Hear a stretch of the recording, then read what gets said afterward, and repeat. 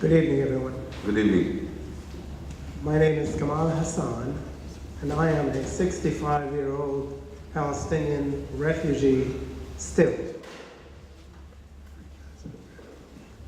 First of all, on behalf of the Palestinian people, I want to thank you and many Israeli brave, such as yourself, Miko Pellet, Max Blumenthal, and others, Alison Weir.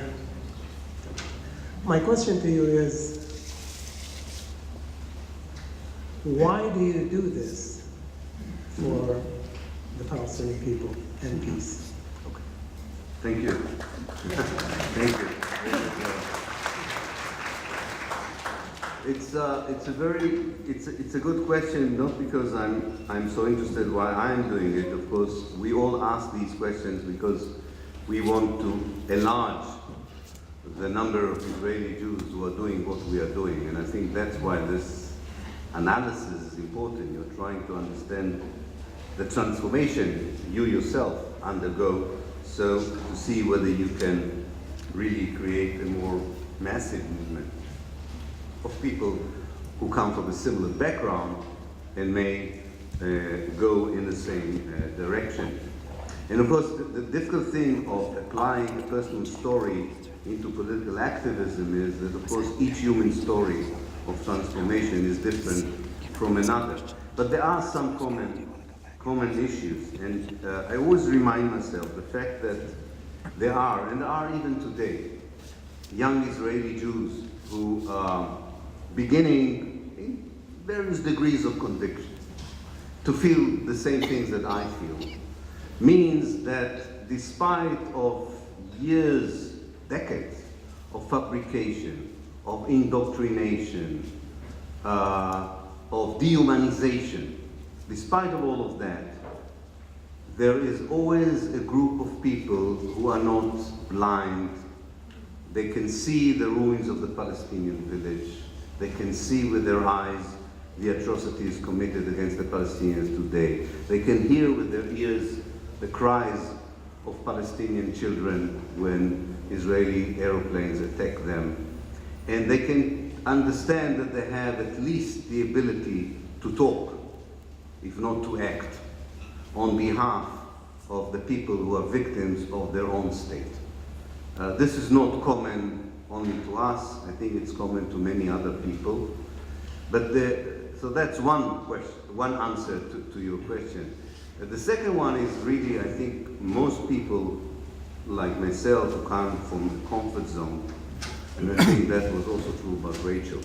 People who come from a certain privileged position in society, I think feel obliged, if they have a modicum of decency in them, feel obliged to do it.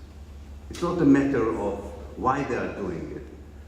They really reach a mature point where they don't understand why others are not doing it. They don't ask themselves why they are doing it. And my feeling when I visit Israel, when I'm there, and I see my own generation, my children's generation, I really don't understand why we are so few inside Israel. And especially when the price we will pay, especially as Israeli Jews, does not compare to the price the Palestinians are paying. And I think this all is strength for us to do it, but we're doing it for our humanity. We don't expect any reward, and we're doing it to ourselves, for ourselves, and for anyone else we regard as our brothers and sisters. Thank you.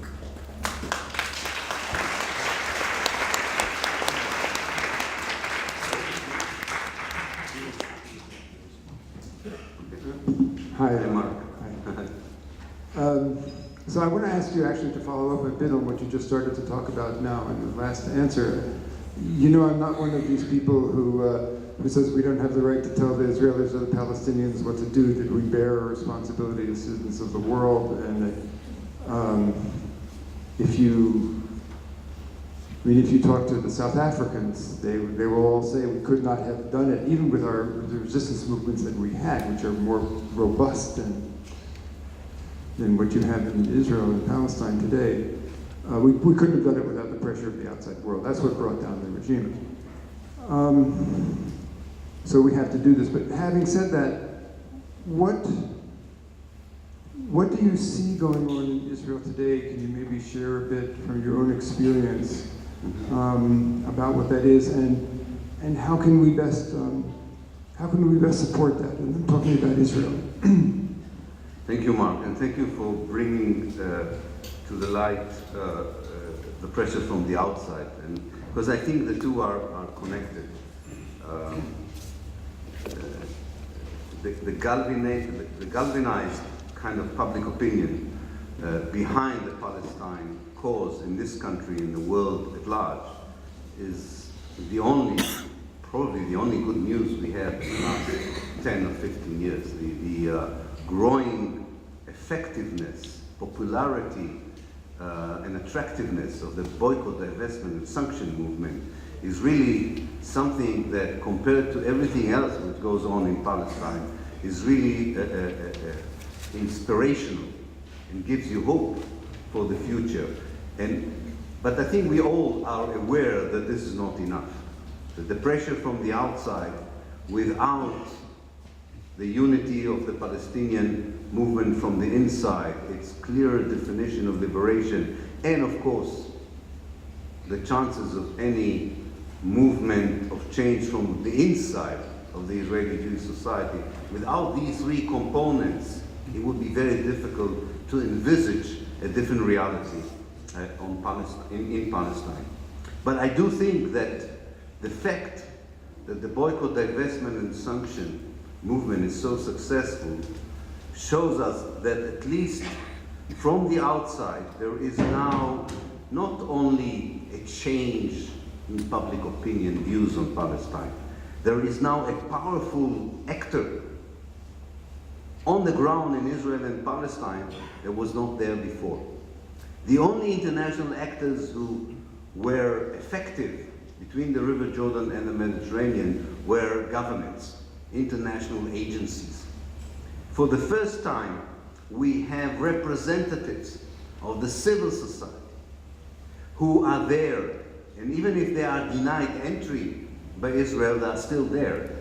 Meaning, you cannot, as Israel, do what you want and the world doesn't know. This was possible. You cannot claim or tell people that nothing wrong is happening to the Palestinians. These days are over. This is transparent. This is fully exposed.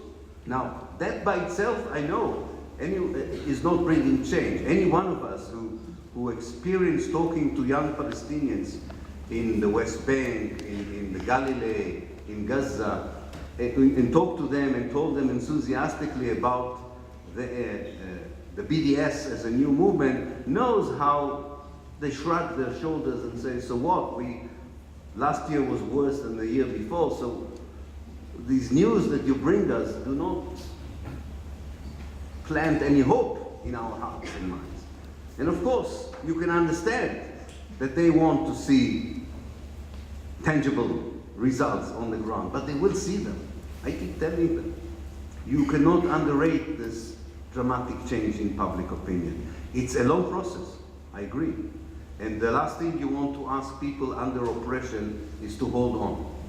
Because it's very difficult to ask people who are suffering from the brutal, oppressive machinery of Israel to hold on, to say, believe us, we are now changing the public opinion in the world, and it will have an impact. And I really believe in it. On the same time, I'm not blind to the level of destruction, and in fact, as in the case of South Africa, when the pressure from the outside becomes effective, the ruler becomes more lethal, more brutal. That's the unfortunate coincidence of history we have to tackle, understand, but nonetheless not lose heart. Now, Mark, your question about what goes on in Israel in this respect is very relevant. I think there are two processes that takes place in Israel, and both of them are an inevitable consequence of the settler colonial nature of the whole Zionist project. One thing that happens is the total disappearance, but this is really total disappearance of something that could be called liberal Zionism. This idea that you can be an enlightened occupier, an enlightened ethnic cleanser, an enlightened colonizer, even the Israelis themselves find it a bit ridiculous. So this whole notion that I'm still a Zionist, but I'm more liberal than the usual Zionist, I'm kind of a diet Zionist, is not working. In fact, I tell everyone, if you know any liberal Zionists, keep them alive. They are an extinct species. And one day, people would want to know, how does it look? How does a person who can square circles look like? They disappear. And when they disappear, it doesn't mean always good news. Because in their stead, what you have is, if you want, an unashamedly Zionist ideology prevailing, what I call neo-Zionism. That's even a worse version of Zionism than it used to be, if you look at it from the perspective of its victims, the Palestinians. Although I think also Jews are victims of Zionism, not just Palestinians. And this is this kind of historical moment where you have to be very brave, because they will be, even unfortunately, they will be more brutal. They will be even less sensitive about human rights and civil rights, if that is even possible. I think they will target people like me and you much more than ever they did before, not just Palestinians. This is now an inevitable historical process, but it is also a positive development. It's horrendous to say this, but it is. When you expose an evil reality for what it is, you can then galvanize people against it. If all the time people cannot see what's happening in Israel, it's very difficult to galvanize humanity against it. So that's one process, the process of the disappearance of the liberal game of Zionism. The positive process is that there is a small, growing nucleus of young people who understand that this is the juncture. An apartheid Israel or a democratic, free Palestine. They know it. They know it. Unlike my generation, because they second generation or third generation of settlers, they have no shame of saying this is their homeland. They feel it's their homeland as much as it is the homeland of the Palestinians. And actually, from that perspective, it's much easier for them to say, we don't want to live in an apartheid state, even if that apartheid state gives us privileges.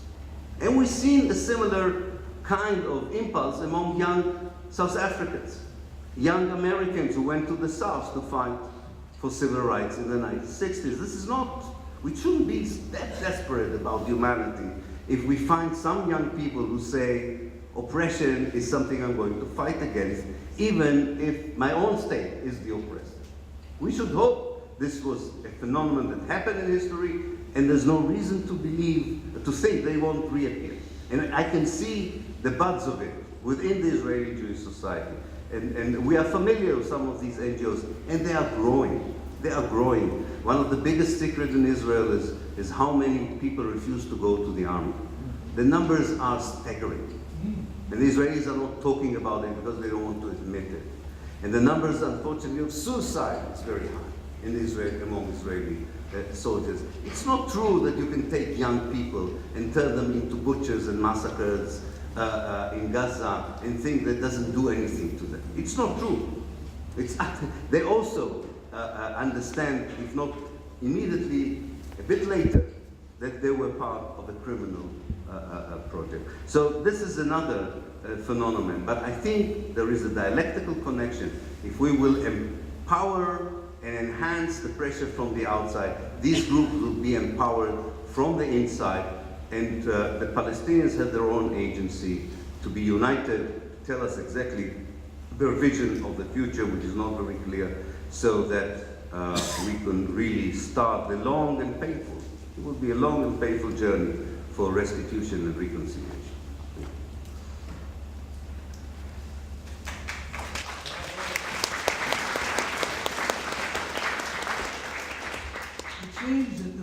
empowering thing for Israel has been the United States support. I get a feeling that there might be a great awakening coming when American people wake up and say, let's don't do it anymore. I agree.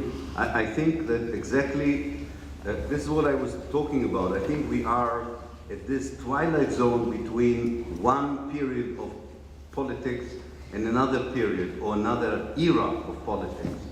And with the old era of politics would also go the acceptance by an American taxpayer idea that giving money to Israel at the expense of spending that money on issues in the United States is a reasonable, logical thing to do. This is only one of many, if you want, logical explanation that would be exposed as illogical, immoral, and unacceptable.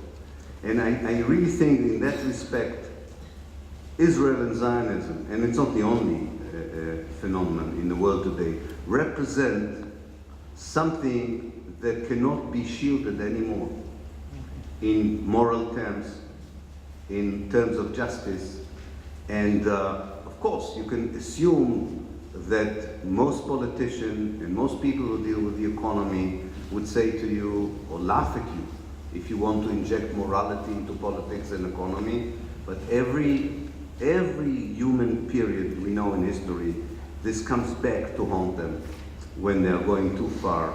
And this particular group of humanity has gone too far with its cynicism in politics, economy, and social issues. And Israel is one of the places that epitomizes this cynicism. And therefore, I think a change there is an indicator of a change elsewhere.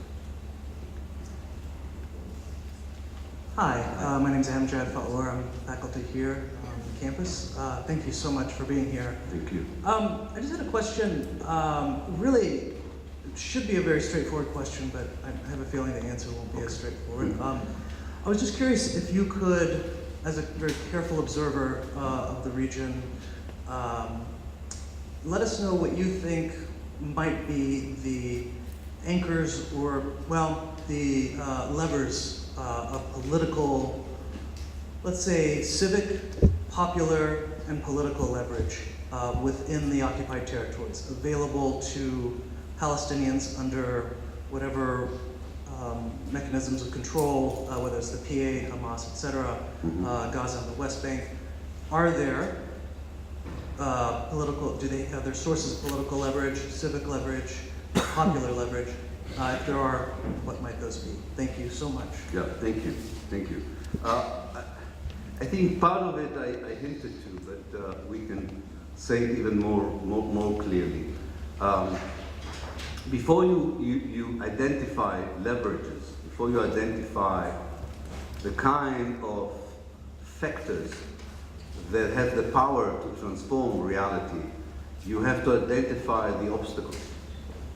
And there's no doubt that all the bodies today that claim to represent the Palestinians are such obstacles.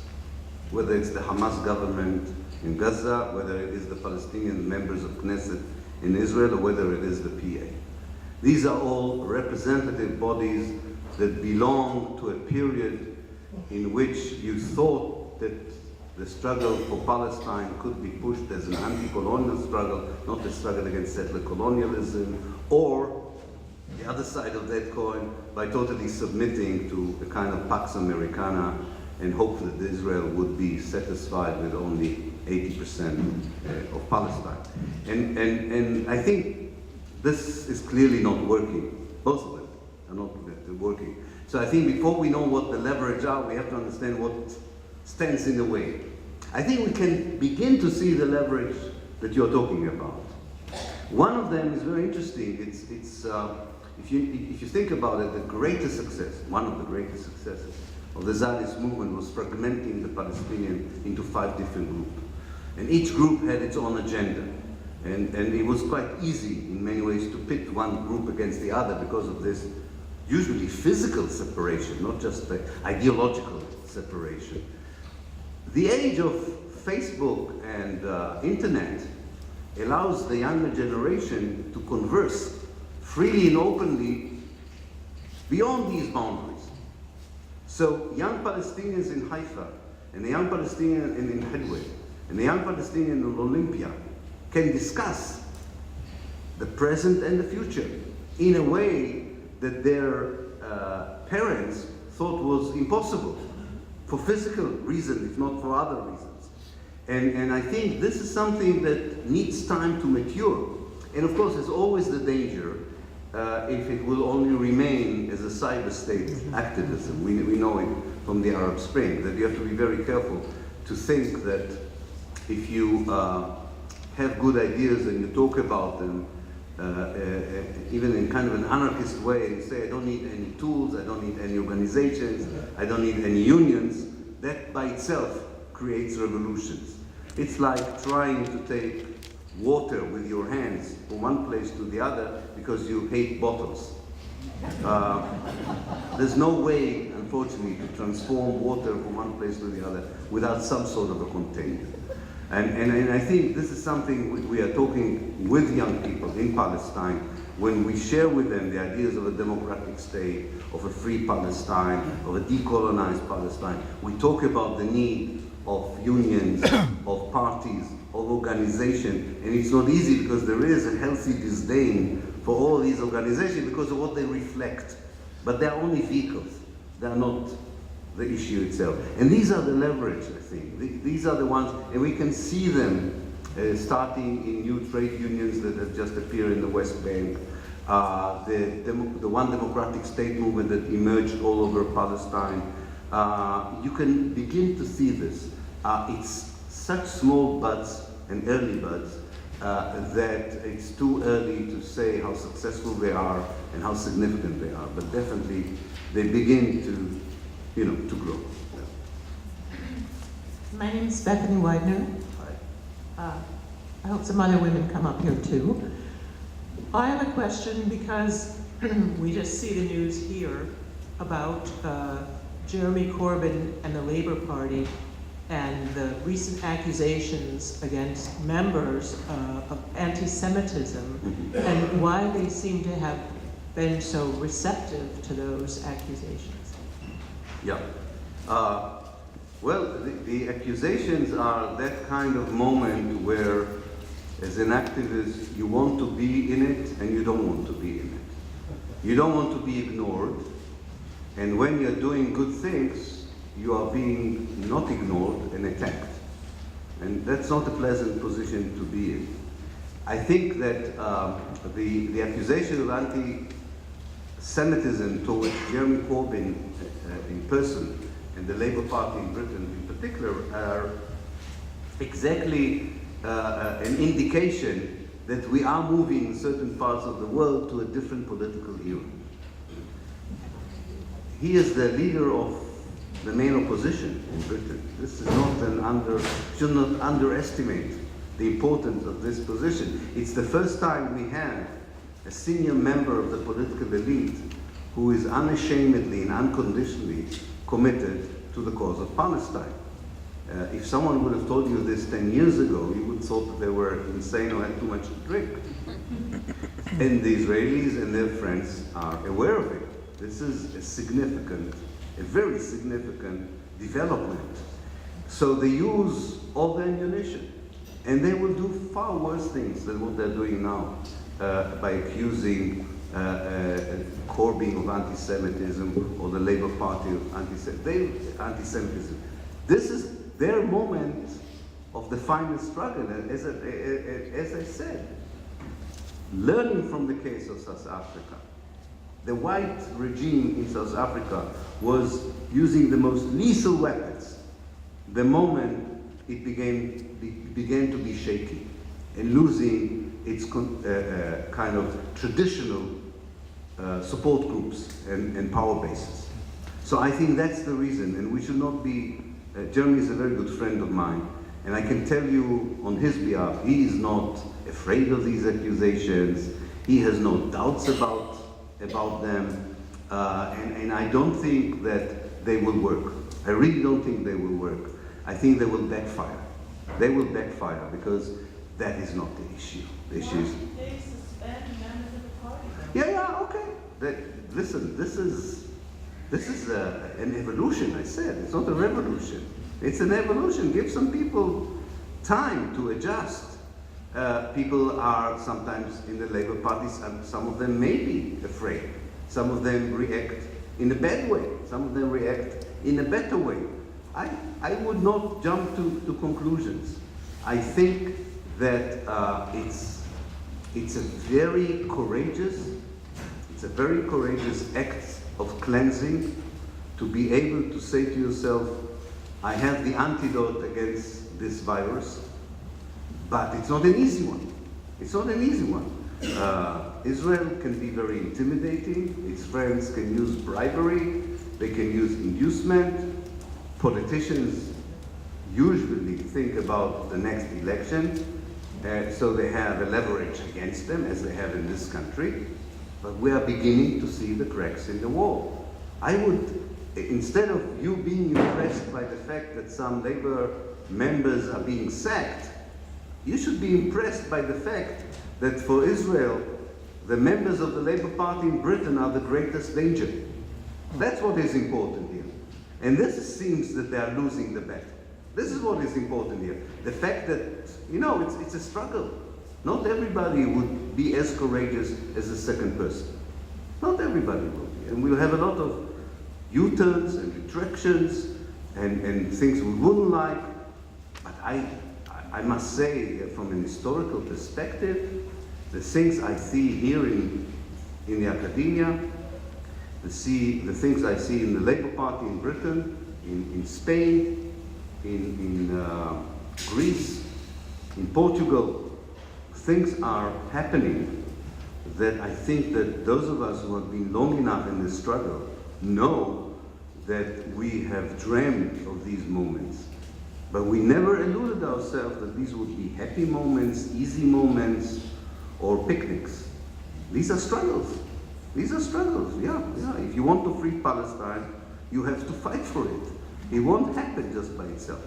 So these are struggles, and everybody has their own domain and their own area where they have to be steadfast, courageous, and expect a very vicious counterattack. And it will come, and it's already come. Salam, shalom. Shalom, salam.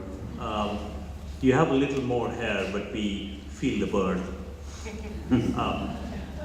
I guess my question is, looking into a crystal ball, and this is not an easy answer, I think, to articulate. Looking into the crystal ball, within a lifespan that may impact us, so the next 10 or 15 years, from your vantage point and that of your peers, what do you see as perhaps the best case scenario, the worst case scenario, or the most likely scenario in the next 10, 15 years or so? Thank you. Thank you for your question. Yes, I usually don't deal with it. I think it's very counterproductive for activists to try and predict the future. It can affect the level of their commitment and their energy that they're invested. I always say activists should say to themselves, not how did I impact reality, but did I do enough to try and impact it today? So I think that in that respect, I'm not dealing too much with worst case scenarios, best case scenarios, but I will respect your question. I think it deserves an answer. I think that I described tonight certain positive processes, and I described a lot of counter-negative processes. So the best case scenario is for these good processes to increase, to see more support from the outside to Palestine, to see the anti-Zionist movement in Israel growing, to see the Palestinian national movement be more united and has a more clear agency about its own fate and the future. This would be, for me, the best case scenario. And I think that if this scenario would happen, I really strongly believe it will have a very positive impact on other places in the Middle East. I strongly believe in it. So the worst case scenario is, of course, that the counter the counter-Israeli reaction to these successful achievements is going to be very brutal and much more prolonged than I predict. That's my fear. So this for me is the worst case scenario. But you know, I talked with leaders of the ANC and they always remind us that just few weeks before the Berlin Wall collapsed, most of them were hiding in nearby countries, Namibia and other countries, and they were very pessimist about the future, very, very pessimist. And one of them, not Mandela, Mandela was in jail, of course. One of them had a small radio, and they heard in the radio by the BBC World Service that the Berlin Wall collapsed, and so on. And one of them said, "This is it. Something is going to change." And they thought he was, too many days in the jungle, and has made him a bit losing touch with reality. And he said, "You don't understand. Without the Berlin Wall, the United States has no reason not to join the sanction regime on South Africa. And this would change the whole balance of our struggle." So sometimes you have to take into account worst case and best case scenarios, that you don't have total control on events that can have a positive impact on your own situation. And that's why activism has not to deal so much with prediction, as much more on impact, I think. Thank you. Thank you. Yeah, the last two, yeah. Yeah, by all means, yeah, the last two questions together. Okay, yes, please. Hi, thank you very much. I'm an Arab European American, and what is happening now with our political, we're sitting in horror, not so much at the rhetoric that Trump is spewing or all the other candidates, but so much more so at the reaction of neighbors, relatives, and things that we never dreamt that people that knew us and loved us and cared about us would do. And I'm just wondering about the contrast about, like, for example, what we saw from the nationalists after the murder of the young man by the soldier, and the support that came out for the soldier and for his actions. And I'm just wondering, is it that this always was, that it existed, or is there something actually happening there, far more evil? Maybe it's the beginning of something. I'm just wondering what your analysis on. Okay, thank you. You said two questions? My question is, how significant would it be to have a Jewish president of the United States as far as Israel is concerned? And how might that advance the Palestinian situation? Okay, thank you. Let me start with the first issue. As always in politics, you have more than one way to understand an event. The event, for example, that you pointed to, which was a demonstration in Tel Aviv in support of the soldier who murdered the wounded unarmed Palestinian, could be seen as a total failure of the organizers. They expected hundreds of thousands of people to come, and the only people who came were supporters of, we call them the Kahana supporters, so the very extreme right-wing supporters. In fact, they failed to convince even mainstream Israeli artists and politicians to join them. So the question is, how do you analyze it? Because this is a very important junction that I'm talking about. On the one hand, as I said tonight, for me, an intransigent, brutal, apartheid, cruel Israel is the inevitable result of the logics that propel settler colonialist projects. Elimination, dehumanization, and as long as Zionist ideology is the ideology of Israel, these, unfortunately, atrocities would continue. On the other hand, you have to ask yourself, in 2016, are all the Israeli Jews blind to what their government is doing, how they are being seen in the world? And the answer is no. I think most of them are confused. So they don't go to that demonstration, not because they support the Palestinians. They're not yet there. They're not there yet. But they don't feel totally comfortable to go and support the soldier in public. And that's very interesting. That shows you that they still don't have an alternative plan to stick to. And one of the reasons is, I think, that the Palestinians who have to lead the way, as the African National Congress led the way. They have to lead the way. They have to tell these Jewish settlers what is their place in a future free Palestine. Now, why didn't we have this conversation before? Because the Palestinian leadership said there's no problem, there's a two-state solution. So Israelis don't have to think about anything. They just have to decide whether they would allow us to have one Bantustan in the West Bank and one Bantustan in the Gaza Strip. And in this respect, there's no difference between the Hamas and Fatah. They are in the same conundrum.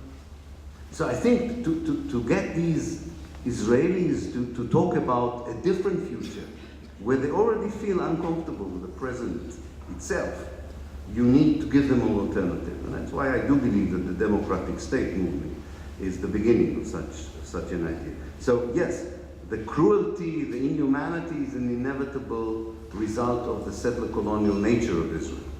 But that doesn't mean that we should lose hope that even settlers, cannot change. When apartheid fell in South Africa, the vast majority of whites were still very racist. Nowadays, you visit South Africa, almost every second white person in South Africa tells you, oh, I used to go to rallies against the apartheid, and you know that they're lying. You know that they're lying. Say, oh, I was always against it. And you say to themselves, if so many of you were against it, how did it succeed for so many years? And I think the same will happen to Zionists. I can assure you, this is not the best case scenario. This is something that will happen. They will say, oh, we were always thinking that the idea of a Jewish state was not a good idea. Democracy is what we wanted, and so on. I'm very hopeful about this thing. I'm so hopeful that I forgot your question. How would the president, The Jewish president of the United States. Yeah. And how much Yeah. clout would he have? Yeah. I got it. Thank you. I talked about certain things that would have to disappear if we are really going to enter a new era of politics. And for me, a new era of politics one of the major indicators would be a drastic fundamental change in the reality in Israel and Palestine. And one of the other indicators is a total divorce between Judaism and Zionism. So in fact, I would put it this way. If the Jewishness of an American president has any impact on Israel and Palestine, it means we're still in the old era. Yeah. And nothing is going to change. If the fact that the American president is Jewish or not has nothing to do with the developments in the relationship between Palestinians who live in Palestine and those who were expelled from Palestine and the Jews who live there today, then we are in a new era. So I think that divorcing Zionism from Judaism is as important as fighting for the rights of the Palestinians, which is, I think, what we are all doing here tonight. Thank you.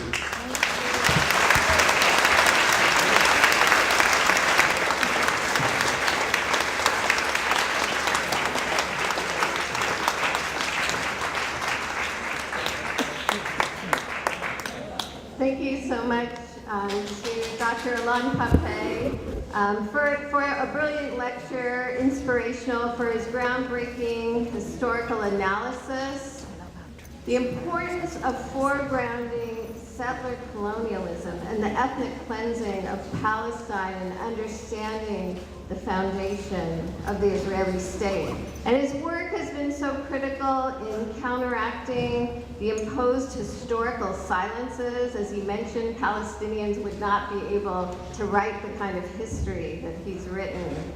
And the denials that have riddled the dominant narrative in this struggle for justice. And it also points us towards what these just solutions and these important conversations are that need to happen. And I especially love the reference to Palestine, whether we're looking at trade unionists in Latin America or elsewhere wearing Palestinian flags as a worldwide symbol of hope for humanity against hypocrisy and double talk, something that all of us are really yearning for here.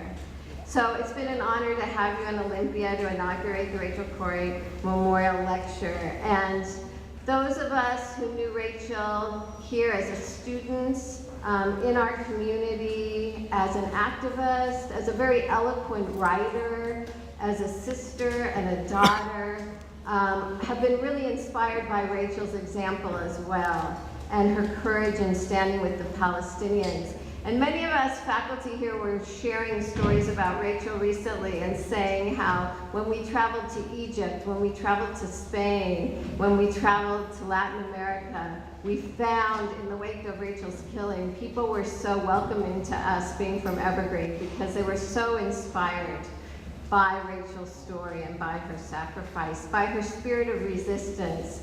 And for those of us who've read her writing and knew her for her joy for life. And I especially want to thank Rachel's parents, Cindy and Craig Corrie. They've been tirelessly working here in this community, internationally, through the Rachel Corrie Foundation to really further Rachel's work. And so thanks again to